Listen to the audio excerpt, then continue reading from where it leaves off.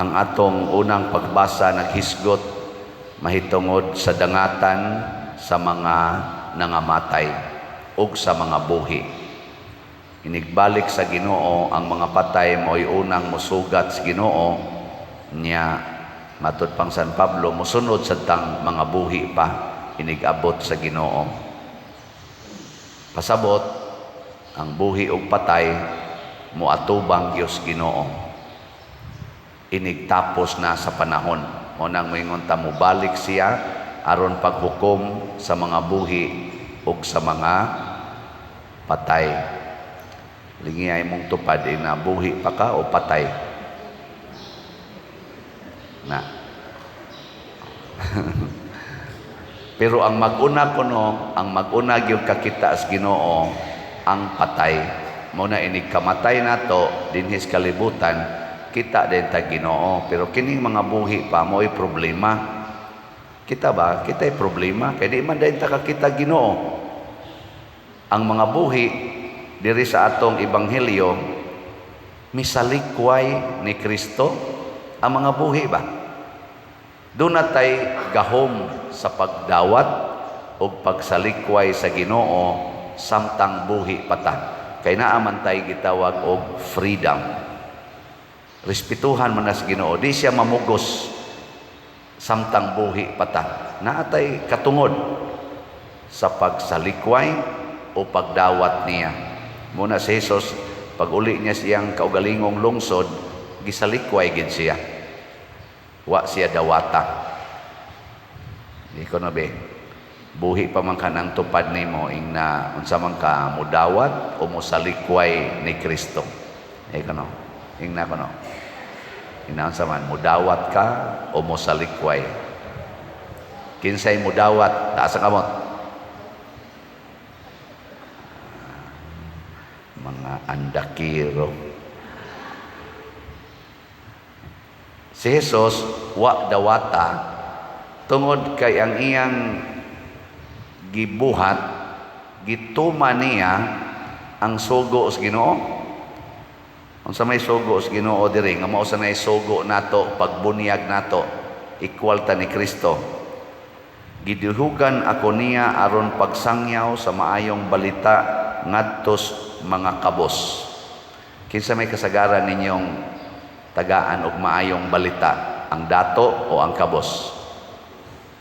Kinsay tagaan ninyo respeto o pagdaig, ang dato o ang kabos? Labi na ginang kabos nga kawatan kaayo, kanang kabos nga kusog kaayong maghugaw-hugaw sa imong lugar. Tagaan ba na nimong maayong balita o daotang balita? Oy, kasagaran ang atong kasabaan ang mga kabos, ang atong daog-daogon ang mga kabos, ang atong idimulis ang mga kabos. Ang mga dato sigihan atong daig bisag mga abusado kaayo kanang nakapalit og sakyanan dato na ikumparar atong naglakaw lang hay may dato ana ang naisakyanan o katong galakaw lang. Sige.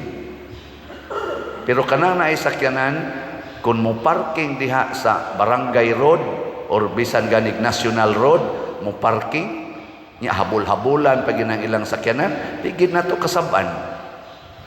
Pero ang kabos mo'y magbutang diha og iyang karumata or iya bakahang balay ana siya magpuyok atong patid-patiran demolition pa nya hay may maayong balita ana kanang di nimo kasab-an nya ang mga dato di nato kasab-an labi nagpare daya nagilabti kay sa pare na oh di ala na ibutang paparking ala na kay pare bitaw na kana sa Krista na ibutang bisikleta papahawa na diya ko ano samok-samok ba diyang bisikleta labi na ibutang diya ng atubangan moingon dayon ang paris ko anak kisab nagabutang ang bisikleta niya nya ang nagparking diha kay uy si ko na spader aw diya na ay pabalina pader o di may ang balita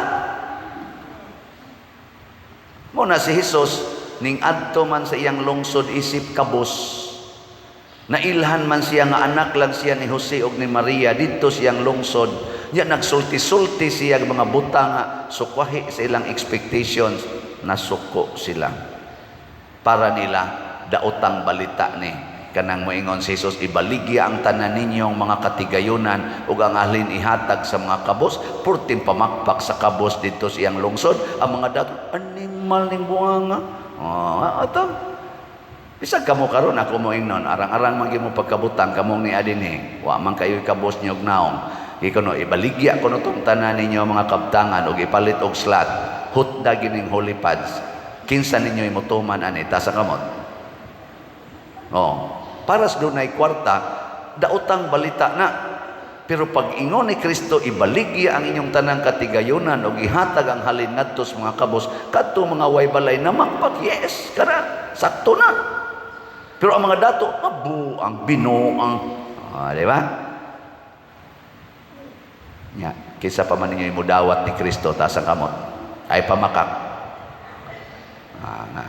Hinay na anak nag-inisahan ang abuangon ang abuangon matest lagi matest gini atong kasing-kasing ba. Sige napay ikaduhang misyon ay gipadala ako niya aron pagsangyaw sa kagawasan ngadto sa mga binihag ug binilanggo. Kinsa ninyo dinhi ang mutabang ana mga piniriso diha aron makalaya na sila ta sa kamot. Kanang mugasto gid ba para abogado ana. Wa na. Unya mao man din ang atong misyon. Paghatag og kagawasan sa mga binihag ug mga binilanggo. Ay daghan di ay. Pero wa man sad mo ingos Kristo paggawasa ang mga binilanggo. Simple ra siyang sogo nato. Nabilanggo ako ug inyo akong giduaw. Kinsa ninyo dinhi ang muduaw og binilanggo regular bisag once a month lang ta sa kamot. Very good. Kay kuyog man ta dito ini ganto nato. Ako sukad ko na-assign sa prisuhan 5 ka tuig before ko na-assign dinis inyong nindot kaing parokya didto ko sa baho, hugaw, alimuot, init kaayo nga lugar mag-adtuan for 5 years. Na in love ko sa mga piniriso. Muna karon ako ginang gastuhon part sa ato dinhing kolekta. Gastuhon ginanako kada buwan aron mo misa ta ug mo pakaon sa tanang mga binilanggo diha sa atong liluan jail. Nakahatag sa takaron wala pa noon ma-deliver o tabang dito sa CPDRC. Nangita sa kog mga malumog kasing-kasing na nakahatag na-deliver na ang 500 ka mga lingkuranan monoblock. Hangyo sila dito kay naguba na ilang lingkuranan nya padong na i-deliver ang 8 ka tent. Ang katong apad lang ba kanang inana canvas lang ni gasto nag mga dool-dool mga 400,000. Di ba? Mayong balita na dito mangadto niya ta papriso niya mo dito.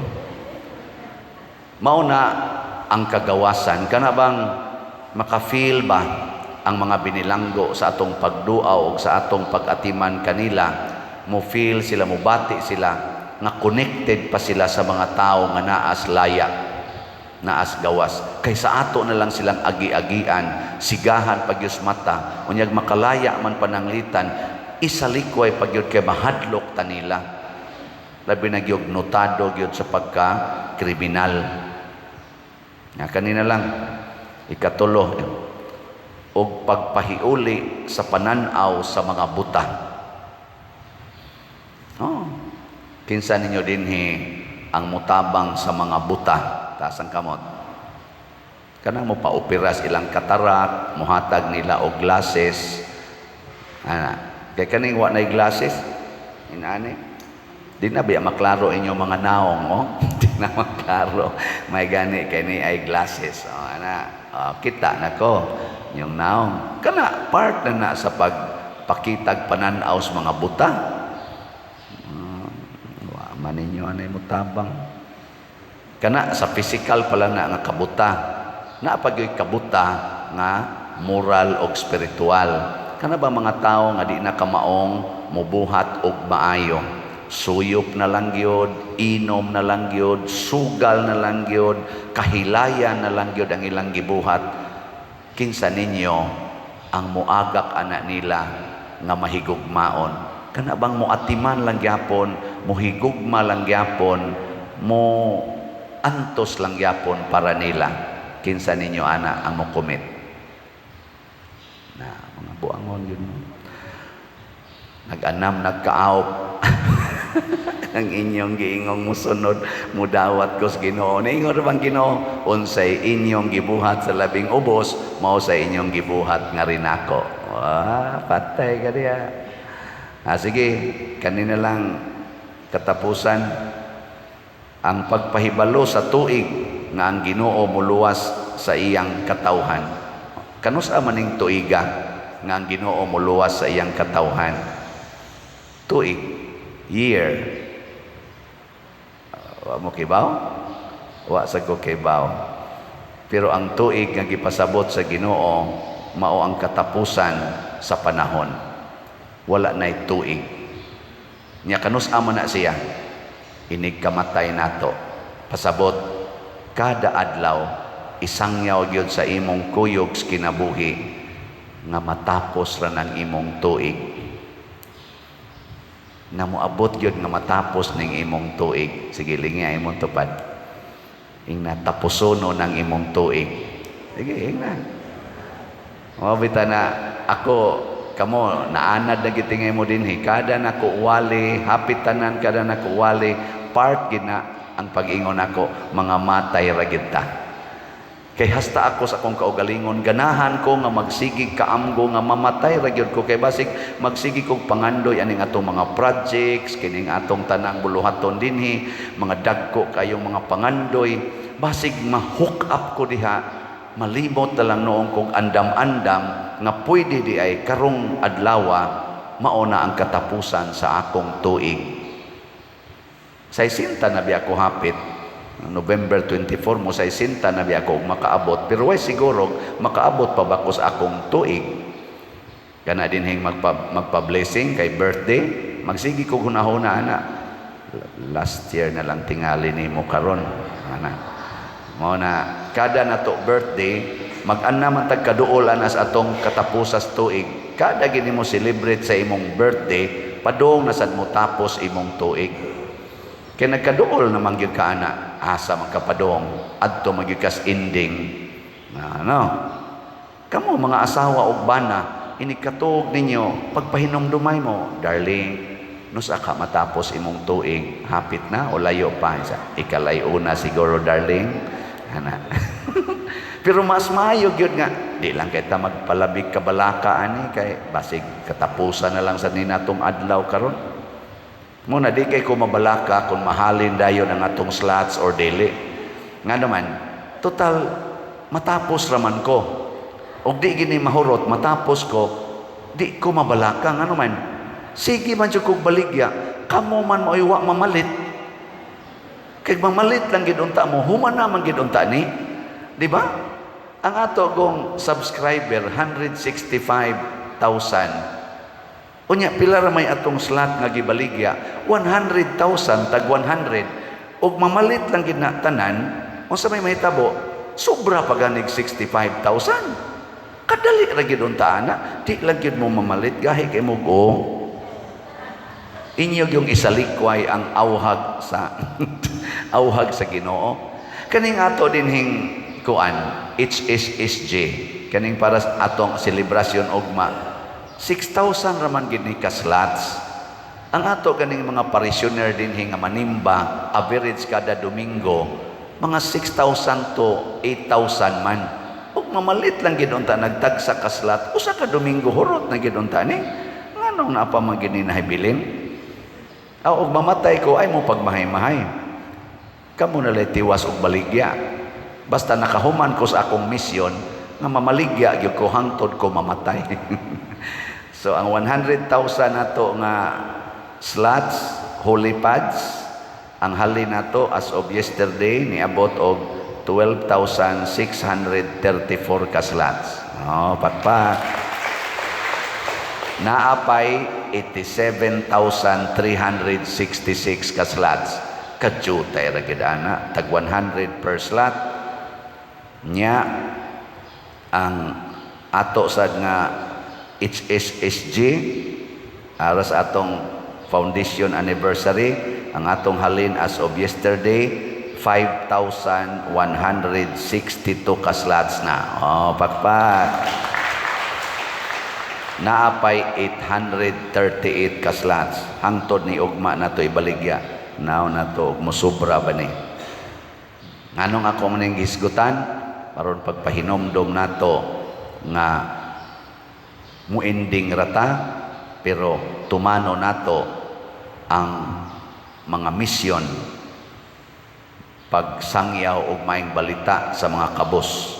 Manghatag ta og mga 600 ka 5 kilo packed rice ka ugmang adlaw ngadto sa category D sa atong parokya. Kadtong mga bati kay balay, bati kay income, atong tagaan og 5 kilo packed rice.